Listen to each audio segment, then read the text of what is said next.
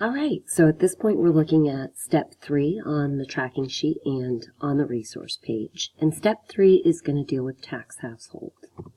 So tax household is relevant to us because of the fact that the ACA is connected to the tax code and because the marketplace is going to start with an estimated tax household size and income when you do the application, which will be verified when you complete your taxes at the end of the year. We have 5 different filing status requirements. We have single, we have married filing jointly, married filing separately, head of household, qualifying widower with dependent child, or qualifying widow with dependent child.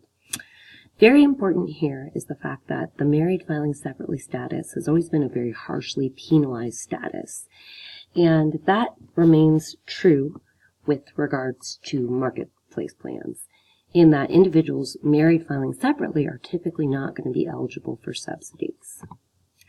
Now, there are certain large exceptions to that. So, first and foremost, if the consumer is a victim of domestic violence, they are considered single for IRS purposes. Similarly, a person abandoned by their spouse is considered single for IRS purposes and could file as single and receive a tax credit. So, despite being technically married, the IRS allows those individuals to file as single. The third workaround to this situation is if the consumer qualifies to file as head of household, which is pretty common. What we want to recommend is that you are not expected to become a tax expert for purposes of being a certified application counselor, and we will have tons of different resources available to assist you in this, not least of all the tax experts that we will have wandering around to assist you. So if there's a question about this, you can always ask someone. We just want to make sure you're familiar with it. So, to be head of household, a person can be considered for our purposes unmarried and can avoid this married filing separately requirement if they can file as head of household. So, to be head of household, they would essentially have to, of course, file taxes separately from their spouse. For 2018, they would need to live separately from that spouse from July to December of 2018, so the latter half of the year, they would have to live separately. They would have to be providing more than half the cost of maintaining their home, and very importantly, they would need to have a child residing with them for more than half the year, who they would expect to claim as their dependent. If all of those apply, they can file as head of household instead of married filing separately. And again, for IRS purposes and purposes of the application, they would be considered single. There are 2 types of dependents we need to be aware of in terms of tax household. The first is qualifying child. The second is qualifying relative, which we encourage you all to think of as qualifying person instead of relative, because the qualifying relative actually does not have to be related to the filer. So qualifying child has to be the filer's child, stepchild, adopted child, brother, sister, niece, nephew, grandchild. That qualifying child should be a U.S. citizen or a resident of the United States, Canada, or Mexico. If a U.S. citizen and not a resident of the U.S. of Canada or Mexico, they should be living with the tax filer for at least half of the year. They should be under the age of 19 at the end of 2018 or under 24 if they're full-time students for at least 5 months in 2018, or any age if disabled. And to be a qualifying child, that child cannot be providing more than half of their own support in 2018, which would be very unusual, but sometimes if a child's income is a great deal greater than the filer who would be claiming them, they may not qualify to be a qualifying child, but this is unusual. Qualifying relative, which again we encourage you to think of as qualifying person, must either be the relative, step-relative, or in-law, or a full-time member of the tax filer's household for 2018. So the criteria here is that they cannot be claimed as a qualifying child. They must be a U.S. citizen or a resident of the United States, Canada, or Mexico. They must receive more than 50% of their support from the tax filer, and they either must be related to the tax filer or live with the tax filer for all of 2018. They must also earn less than about $4,000 adjusted for inflation of taxable income of 2018. So I, in theory, could support my parents more than 50%, and they could live separate from me. But if I was going to support my boyfriend and claim my boyfriend, he would have to reside with me. And again, of course, the other qualifications must apply. So we do want to be on the lookout for people with zero income because they are usually dependents. And the example is usually an adult with 2 adult dependents, their parents, but they will come to us and say, well, I don't claim them. And they will be under the impression that their parents can qualify for more assistance if they are their own household. The problem here is that they are not their own household. If you qualify to be a dependent, you are not magically able to just be your own household because that person chooses not to claim you. Obviously, the filer can opt not to claim dependents. The IRS doesn't tend to come after people for that, but that doesn't make them their own household. If someone is able to claim you as a dependent, you are considered a dependent for IRS purposes. Now, there are exceptions to this. We do see international students who are supported by someone who lives outside the United States, who is not a U.S. tax filer, and they may qualify for a subsidy with zero income.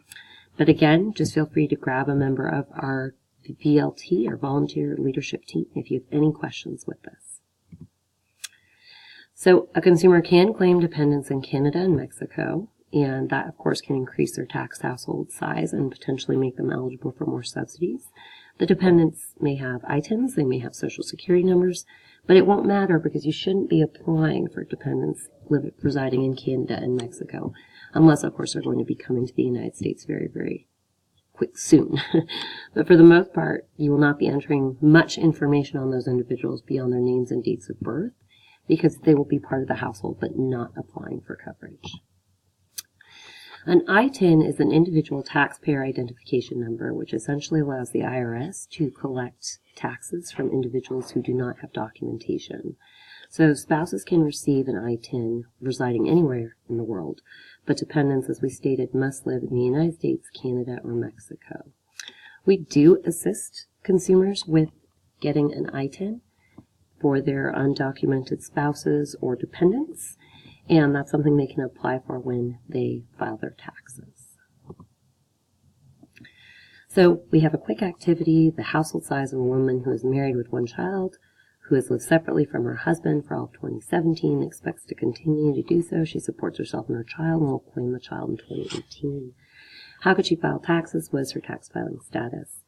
So, of course, for our purposes here, she could file as head of household because she meets that criteria, has that child that she will claim, supports herself, lives separately, and expects to file separately from her husband. So her tax filing status would be head of household. On the application, we would mark her as single because she meets that other criteria. Now, her husband would have to be married filing separately because he will not have a dependent to claim unless there's another child I'm not mentioning in this question. But in any case, that is the workaround for her so she can receive subsidies, would be to file as head of household. If that same woman lives with her 2 adult parents who do not work and who live with her and who she says she will not claim, even though she covers the majority of their living expenses, what do you tell them? And of course, this is a situation that can be sometimes difficult, but the IRS has rules about who qualify as dependents, and presuming that the other rules apply, these 2 adult parents seem to be her dependents, whether or not she's going to claim them. And in theory, by claiming them, she will actually be eligible for more assistance than if she didn't. But consumers sometimes don't understand that or have a certain expected outcome about it would be better if the parents had 0 income and were their own household. But as they will not qualify that way, we might need to help her understand what she's eligible for by claiming her parents, which is what she should do. All right, so we have a tracking tool that will assist you with completing the tracking sheet. And if you're looking at the step 3 portion of the tracking sheet, you'll see there are codes here aligned to each column that will enable you to complete the tracking sheet. Now, on the one hand, intake, for the most part, should be completing this for you, but it's important that you would be able to read the answers. So this is what that step looks like. You'll notice that column A corresponds to the column A on this, where if it was just me in the household, I would use an S for single. If it was a husband and wife, I would use an H and a W to demonstrate that. And then as you work across from A to B to C, D, E, F, G, you would be completing this for the household, coding the household members horizontally. So, just to give an example, if I have Jessica who's 37, married to Richard, 33, with 2 kids, Jill, 15, Daniel, 11, everyone except Jessica's a U.S. citizen. Jessica has a green card with an effective date I've written there and a category code written out as well. Richard has type 2 diabetes. The 2 children have Medicaid, but it ended in 2016. Jessica were enrolled in the Marketplace plan in 2017 with Ambetter. That winds up looking something like this. Now, what trips people up is whether there's an order, and the answer is no. You can put this in any order you wish. Of course, what has to line up is the information on each member. So you can look at this and look at the tracking code and see how we've organized and explained the household. Because what's important here is that the assister is able to make sense of this. That tracking tool code is on the resource page, and there's also a form for additional dependents. Obviously, we only have 5 lines here, but if the household was larger than that, you could definitely print that out and use it to capture information on the remainder of the household.